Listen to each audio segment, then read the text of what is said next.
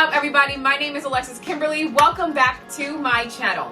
In today's video, I'm going to be answering some of your most frequently asked questions about Texlaxed hair. I get so many questions, as you guys could imagine, from my Instagram, from YouTube. So I've pulled questions from both platforms in the hopes of being able to answer those questions for you. Today is going to be part 1, and then later on I will upload part 2 to this segment. So if you're excited for this video, then definitely give it a big thumbs up. Also hit that red button down below, the subscribe button, as well as the notification bell, so that you can be alerted every time I upload a video every Wednesday and Sunday. All right, so let's just hop right into the first question. Now, let me just say, you guys have some beautiful names. You really do. And if I mess this up, I really apologize, and I really have good intentions, and I really don't want to mess this up, but I think inevitably I might. So please just bear with me. But the first question comes from Fairlyn Alves, and Fairlyn writes, "Hi, please tell me what the texlaxing process is. Is it about leaving the product in the hair for a shorter time than in a relaxer technique? What's the difference between relaxed and texlaxed in the process?" Thank you, Fairlyn, for your question. So, like I always say, texlaxing is relaxing. Texlaxing is relaxing. Texturizers are relaxers. Texlaxing is a relaxer. It's the same chemical process. The difference that you mentioned in your question is the duration of time that you allow the relaxer to process on your hair. And there are a number of ways to texlax your hair, but the most common one, and the one that I personally use to texlax my hair, is by shortening the processing time. And with texlaxing, we're deliberately doing so. We're doing this on purpose because we do want to retain some texture, but we want the benefit of having increased manageability. We have that looser texture, so we're not dealing so much with the tug and pull when we detangle our hair. So that's kind of the reason why we would texlax our hair. Now, there are, like I said, multiple ways that you can texlax your hair. It's not just under processing, not just doing a shorter processing time. You can also add oils to your hair, which will form a barrier between your hair strands and the relaxer. You could add conditioner or oils to the relaxer mix to dilute the formula. And you can also use a product that is designated a texturizer, which innately is less strong than your normal relaxer is going to be. So it's going to process slower, and it's not going to give as straight a result. I do mention all of these texlaxing methods in my What is Texlaxed Hair video, which I will link above in the cards. And you should definitely check that out, as well as my relaxed versus texlaxed video that I will also link up above, because that really goes into the differences between texlaxed hair and relaxed hair. But I think that the main things that you want to pay attention to is obviously the texture difference. Relaxed hair, you're going to have a straighter result. The point most of the time when you relax your hair is to relax it straight. With texlaxed hair, your objective is to still retain some texture, much more texture than you would when you are relaxing straight. So you're gonna have that texture difference. And because of that, you're gonna have to spend more time detangling your hair with texlaxed hair as opposed to relaxed hair. And your hair, when you're texlaxed, also because it has more texture, it's going to be more prone to reversion. Reversion meaning when you do a straight style, if you go out in the humidity, it's going to frizz up more. If you are working out, it's going to revert, meaning it's going to kink back up when you sweat more than you would with the relaxed hair. So those are things to be mindful of. But again, you definitely want to check out that longer video that I have, because I go into full depth and detail about the differences between the two. Okay, so this next question comes from Cassidy Davis, and she writes, "Stumbled upon your channel today and subscribed. Thank you, boo. Great content. Thank you. In your opinion, what is the advantage of being relaxed/texlaxed versus being a straight-haired natural, meaning keeping your hair in straight or stretch styles using heat? I'm at the end of my natural hair rope." A lot of us have been there. "And am trying to best decide my next hair move. Keep up the great content." Thank you, Cassidy. That's so sweet. Okay, so this is a phenomenal question, and I'm actually going to read another question that's very similar to this question that was submitted by Maddie123, who writes, I have been contemplating texlaxing lately. I'm not certain if I want to commit to it though. I'm a lazy natural and just started using heat and I am enjoying blow drying it. So I just wanted to kind of clump these two questions together because I think that they're similar and I think that you guys are both kind of experiencing similar things. You're not alone, just so that you guys are feeling comforted by that at very least, because there are so many women who are natural and are really thinking about relaxing or texlaxing your hair, so just know you're in great company. Cassidy, your question asked about relaxing and texlaxing, the advantages of each of those, and so I'm going to answer each of those individually because they are different. So as it relates to relaxed hair, I will say that the first advantage is the fact that your hair is not going to be as prone to reversion. In addition to that, you'll be able to keep your straight styles lasting longer because of that very reason. Because it's not reverting nearly as quickly, you're going to be able to stretch your straight style for longer than you would when you are natural. And to dovetail on that, I know I'm kind of building here, but keep with me. And because of that, you are going to most likely use heat less when you're relaxed than you are natural because you're not doing the same amount of touch-ups. I know for me, when I was natural and I had a straight style, I was very tempted to reach for the flat iron because my hair was reverting so much, so I was always going over my hair with the flat iron. When you're relaxed and reversion isn't as much of an issue, you're not going to be reaching for that flat iron as much as you would when you were natural. So those are the benefits of being relaxed. Now, your question also asked about texlaxing. If you can just imagine on a scale, relaxed hair is on one end, natural hair is on another, texlaxing is right in the middle. So you're kind of going to get the advantages of both sides, but you're also going to get the disadvantages on both sides when you're texlaxed. Your hair when you're texlaxed will be easier to straighten than when you're natural because obviously there's less texture in your hair. You are going to experience some level of frizziness, some level of reversion, but again, it will be to a lesser degree than when you are natural. Another point that I want to make very clear, and I know that I'm sticking on this question for a little while, but I do want to make these points very clear, is that my motto is if you can do it natural, you should do it natural. And I know that that comes off as a surprise, I would think, because this is a relaxed hair channel. But even though relaxed hair is in a lot of ways easier to manage, it's not easier, at least in my opinion, it's not easier to grow out long and healthy because you already have those damaged bonds. If you're happy with blow drying your hair, flat ironing your hair when you're natural, you're not overdoing it, you're not abusing the flat iron, you are happy with your hair, you feel like it's manageable, you're able to wash it every week, you're able to do regular maintenance on your hair, you in your spirit are happy with the style, you're okay with a little bit of humidity, you're okay with going out and working out and having some curly edges. If you're okay with all of that, then I would say stick to natural. But if your hair is not manageable, like how I felt, I had a crossroads at one point and I felt like I needed to make a decision between health and manageability and time's sake. If you're at that point, say you have a lot of texture in your hair, it's very difficult for you to detangle, it's very difficult for you to moisturize, it's very difficult for you to wash it, it's very difficult for you to style it in a way that you like.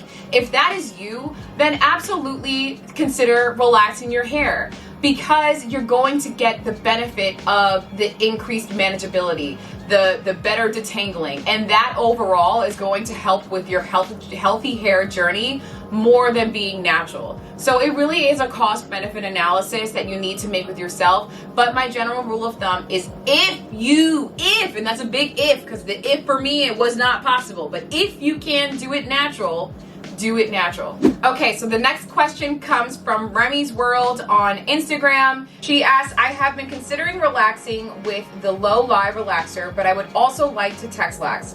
What and about how much oil or conditioner is mixed in with the relaxer? Any suggestions? That is a great question, but it is a great question that is very personal to you. There are a lot of factors that are going to impact that, and I will just say up front that I don't do my own relaxers. My stylist, my hairstylist does my relaxers, and I don't personally add oils and conditioners to my relaxer, though I know that other people do, and that is a successful method for other people. But to answer your question to the best of my ability, I would say that it depends on a number of things. It depends on the strength of your relaxer. The higher you go in strength, the more aggressive the chemical is going to be.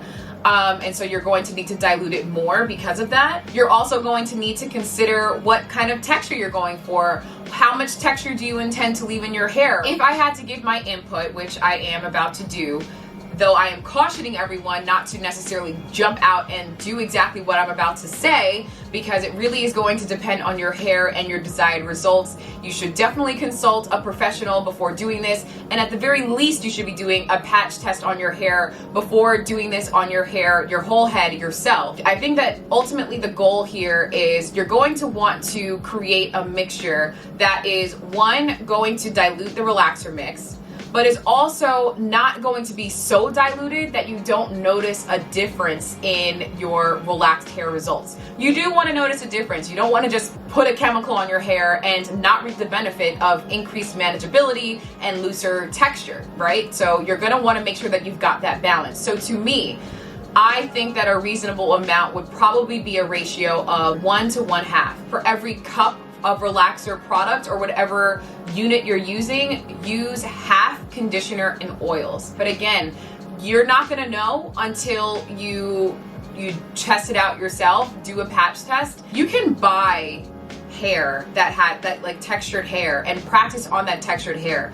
I would so recommend doing that over testing it out on yourself, because in truth, we're all out here trying to be chemists without a degree, okay? Let's be honest. You don't want to end up with a mistake, and your mistake is a permanent mistake. You can't go back. Okay, now our next submission also comes from Instagram DM, and it is coming from Jenny Yaddy. And she writes, "Hi girl, I have a question. Hey boo. When you went from natural to Texlaxed, did you put the relaxer all over your hair? I want to Texlaxed next year and I need all the information I can get before so I can do the right thing." Yes, I applied it all over my head. And the thing is like when you are coming from virgin natural hair, all of your hair is obviously natural. Your entire head is new growth. So look at it that way. You are relaxing all of your new growth. When you're completely natural, all of your hair is new growth. So yes, you are using the Texlaxed on the relaxer mix on all of your hair. And then once that hair grows out and you start to actually have some natural new growth coming in, then you're only going to apply it to that new growth. You're not going to apply it to the rest of your hair, which has already been processed. Okay, so Melanie Hilbert writes on YouTube, "Hi Alexis, can I just Texlax the ends of my hair?" Okay, so I've gotten a few questions about people wanting to Texlax certain parts of their hair, and I really don't suggest Texlaxing only portions of your hair. Uniformity is the best practice when it comes to this stuff, because you want as few lines of demarcation as possible. You want to be able to know what parts of your hair have been relaxed versus what parts have not. And I just think that it becomes a little bit more difficult when you're taking sections and doing it that way. And especially the ends, I would not suggest just Texlaxing the ends. Anytime you detangle your hair, you start at the ends of your hair, right? And the ends of your hair tend to be the most, obviously the most fragile, but they're also the most dry, kinky, tends to knot up on you. And so because of that, it has more of a tendency to break. And my fear to you, Melanie, is that you're going to have a line of demarcation that might lead to breakage down the line. So my suggestion to you is no, do not just Texlax your ends. Now I'm just gonna go quickly through some questions about my personal Texlax hair journey and questions specific to me. Ali Sean Thomas writes, "How often do you Texlax your hair?" And I Texlax every 12 weeks. Enye Mission writes, "Hi, the 12 minutes, does this include the time of application or after the application?" Okay, so Enye wrote this on my salon relaxer video, and there I show you exactly the process as my stylist is doing it. You are watching her Texlax my hair, and in that video I shared that I leave the relaxer on for 12 minutes. So that's what Enye is referring to. So the 12 minutes is from the point that that relaxer touches my head, a strand of hair, to the point that I am sitting at the sink and my stylist is rinsing out my hair. That is 12 minutes. That includes application time. Now I know that that sounds lightning fast, and it is. But that's why I say to you guys that it is so important that you're going to a professional. They are more skilled, they're quicker with their hands, they have more talent, they've done this for longer, so go with a stylist. What relaxer do you use? That is a question from Daniela. And I use the Design Essentials Olive Oil and Shea Butter Low-Lie Relaxer. And New Beginnings, New Life writes, good for you, I love that name, New Beginnings, New Life, writes, I can't find that relaxer you use. Do you have a link? Unfortunately, I don't have a link because this is a lye relaxer. I use a lye relaxer on my hair. It's not a product that is regularly available for consumer purchase. It is normally purchased by licensed professionals, and that is how the product is sold. So you're not going to be able to go to your beauty supply store and find this relaxer, on the shelves. And similarly, you're not going to be able to just find it on the internet to buy for regular consumer use. Okay, and last question of the day, and then we're going to pause this and go with a part 2. And this is probably one of the most common questions that I get on a regular basis. And this question comes from Amber Owen. She says, love this, thank you. Looks amazing. Who is your hairstylist? And yes, I get this question all the time, and I am more than happy to share that information with you guys. You guys can find her on Instagram at hairbyladired. I will leave all of her information in the description box below. I have also done that on prior videos, but just to make it easier for you guys, I will leave all of her information in the description box below. She's at hairbyladired. She works out of Long Island, New York, which is where I am from. So if you're in the area, definitely hit her up. She is a licensed cosmetologist. She does textured hair for a living, so you're definitely going to want to check her out. All right, guys, so that is it for part 1 of this video. We are going to do a part 2 because we just have so many questions and I just want to answer them in full. But I hope that you guys found this helpful. If you did, please give this video a big thumbs up. It helps my channel. It helps me reach more people. As always, subscribe down below. I upload videos every Wednesday and Sunday, so you're definitely going to want to stay around and stay tuned for more videos just like this one. And until next time, guys, I will see you all in my next video. Bye, guys.